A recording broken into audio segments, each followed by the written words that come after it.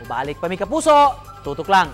Kini ang GMA Regional TV Live.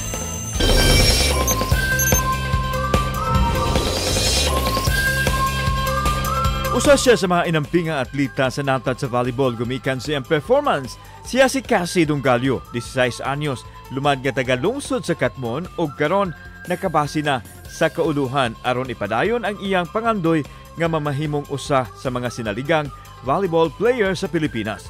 Ug gumikan sa iyang skills, persistence ug determinasyon sa maong klase sa sports, nalakip siya sa mga morepresentar sa Pilipinas alang sa umaabot nga Southeast Asian Games karong tuiga.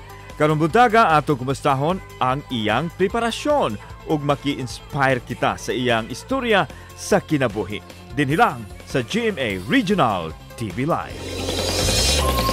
Makauban ta karong buntaga sa programa Rising Volleyball Player ng atong angayang atangan gyud ug may dugong Cebuano, mga kapuso. Cassie Dongalio. Mayong buntag, Cassie. Welcome sa GMA Regional TV Live. First up, we'd like to congratulate you nga naapil ka sa Philippine National Team para sa umaabot nga 31st Southeast Asian Games. As young as you are, Cassie, unsa may gibati nimo ini? Hello po, good morning, Sir Nico. First, I am grateful po for the Philippine National Volleyball Federation for identifying me as one of the 20 volleyball players considered for the roster and possibly compete po for the SEA Games. It's really overwhelming po that at my young age, I was to get selected and to be part of the list to try out for 31st SEA Games. How do you feel na makauban gyud nimo ang ingon ta mga best players sa volleyball o sa Philippine team? Siyempre po, as a young volleyball player, I watched many of them, kagaya nila Ate Eliza Valdez and the others at the TV growing up. Nakakatuwa po na makita yung name ko sa articles alongside with theirs. Kasama po yung mga pictures nila at picture namin ni Gahero with my teammate from California Academy, who is also one of the 20 in the group. So nakakatuwa po talaga. Cassie, let's talk about your personal life. Bata pa ka, nahilig na jud ka magduha og volleyball, kinsa may murag nag-train nimo ani o nag-influence nimo? Sa tinud-anay lang jud, wala jud sa akong plano katong bata pa ko pag volleyball. Pero na ay friend na ako na niingon nga mo try daw mig volleyball. So ako wala jud ka alamag sa volleyball. So mo to niya nisugot ra sad ko. Ni anak ko sa akong mama nga manangid ka ko. Mo to ni sugot ra man akong mama ni siya bisag unsa ko na akong ganahan. So mga to, grade 4 ko, hadong grade 5 summer, nag-start ko training niya. Mga to, ang nag-coach na ako, si Coach Vilma, si Coach Jam sa Katmon Integrated School. Sa pagkakaroon kasi at your young age, unsa nimo pagbalanse ang imong studies o kini imong sport? Being a student athlete is really hard to talaga. For me, you just have to really know how to manage your time and to know how to prioritize things. So for me, my focus right now is academic and volleyball lang po talaga. I just need to sacrifice things first because once I succeed, everything will pay off naman. And later on, when I will get the things that I want to do na po.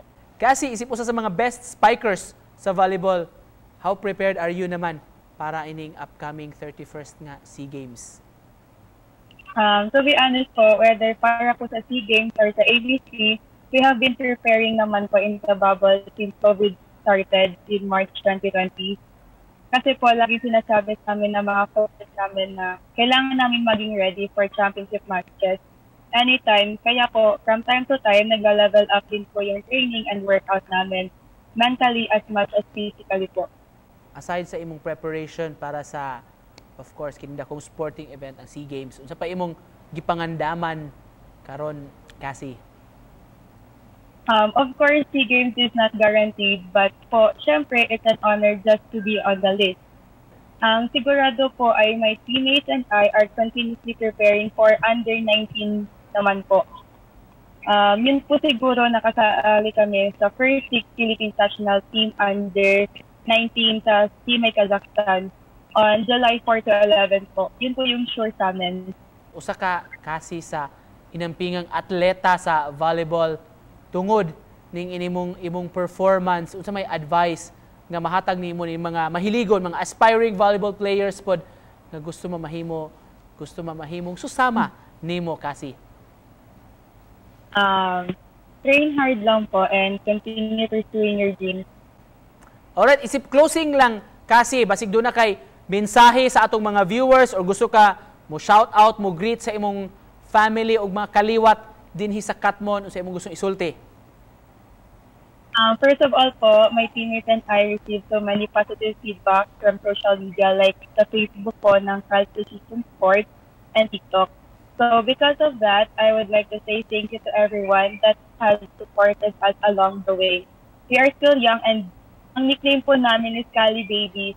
We have a long way to go pa po and sana di kayo mapagod at masawa sa suporta sa amin. Pwede po ba mag-mention? Yes, Cassie, go ahead. Visit our FB page, Cal Precision Sports, and don't forget to like, share, and follow para ma-update kayo for future events, competitions, and more info. I also want to say thank you po to my family, relatives, friends, Coach Vilma and Coach Zach, and to all Katmonanon. Thank you po. Cassie, thank you so much sa pag-uban ka na mo karong buntaga o pagpaambit ni imong talento, makapabilib gyud ang imong training o dedikasyon sa sport. Makapuso, Katmonano ni gikan sa Nueva Vizcaya karong buntaga, Cassie Dongalio. Salamat, Cassie! Thank you po.